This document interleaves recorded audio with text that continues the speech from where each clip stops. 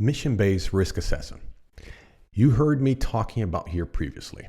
So what it is and how I perform one. Well, I'm going to break it down for you in 4 phases or 4 layers of how to do it.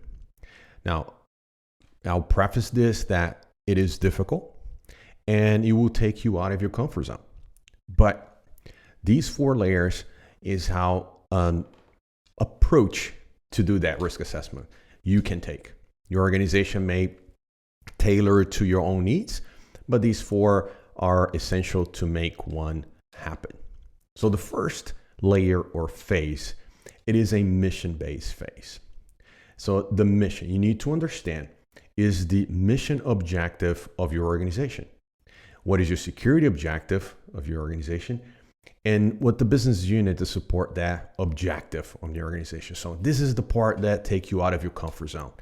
As cybersecurity professionals, we are used to live on our own world and see cybersecurity more of a technology-driven or technology-driven solution for the organization. I'll always scan a few assets, I'll get the results, and I'll put some logic around, put a narrative around, and here it is. You're not going to be able to do that with a tool, or even within your own group. You will have to go out and speak with the business, understand the business that you are there to protect. So understand what makes the business tick. That is your first phase. You need to understand that. Usually is the services that provide your revenue to your organization are critical. Starting from that, those are your critical system. You need to understand the mission objective. The second layer or phase is more an operational layer, and that's what the business processes from those business units that you identify are critical to make that happen. Understanding the information they generate, the information, how they use that information is critical for this phase. So phase 1 and phase 2 go hand in hand.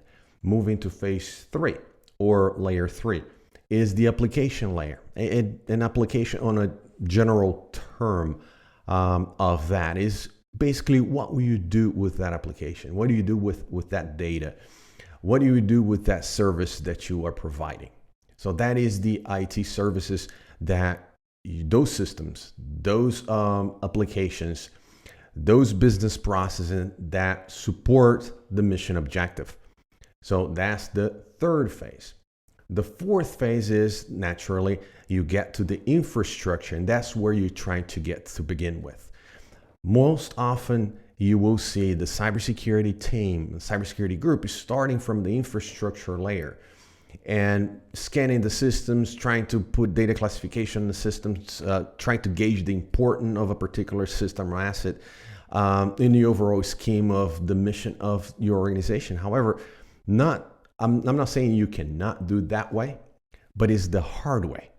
So starting from a top-down approach, and that's basically the mission-based risk assessment, I already tell you where to start, is starting with the mission itself. Because you will have a lot of systems that are unrelated to the mission, supporting systems and so forth, that if you start from the bottom up, you're going to be addressing those, wasting resources and time on those systems that not necessarily are your top priority in terms of the assessment.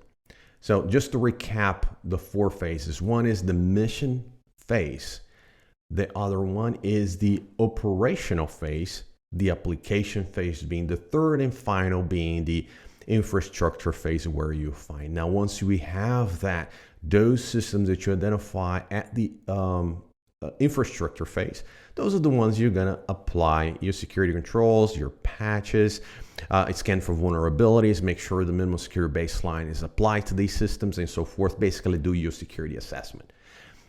So there's a lot of prep work that goes into a mission-based risk assessment. So it's not like get up and go, pick up a tool, scan, here we go. No, it takes a lot to get there. It is a maturity process.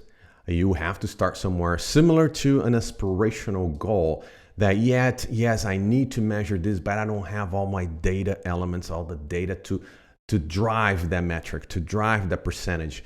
Similar to the mission-based risk assessment, you might not have all the pieces together, but put that as a goal for your department, put that as a goal for yourself, and say, let me start getting those data elements to one day eventually be able to perform that risk-based assessment. The benefits of that, right, is a lot of work up front. But the benefits of that is now you have those critical systems that you can be financially sound, because you will invest your cybersecurity budget on the most critical systems first. Those that will impact your organization. Once again, mission, vision, and the service you provide the organization that have perhaps a regulatory impact that basically going to swing your stock price up and down, basically the market value of your organization. So those are critical, and you'll be able to quantify.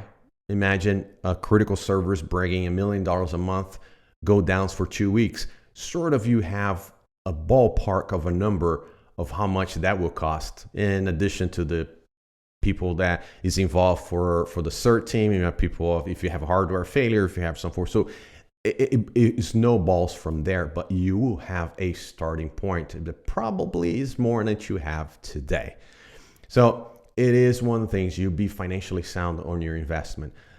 The other is you will be able to speak to the executive team and to the board more in terms of what is critical to the organization, what is affecting their objectives, if what would potentially affect their objectives. You'll be speaking at the same language at that point, or potentially be able to speak at the same language because you will have the correct data at your disposal.